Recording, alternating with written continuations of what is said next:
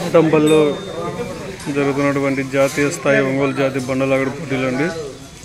ఈరోజు నాలపల్లి విభాగానికి వచ్చినటువంటి జత ఇవి. సుభా కోటరత్నం గారు, రెడ్డిపాలెం గ్రామం, సూజన్ మండలం, పల్నాడు జిల్లా వారి గిత్తలండి ఇవి.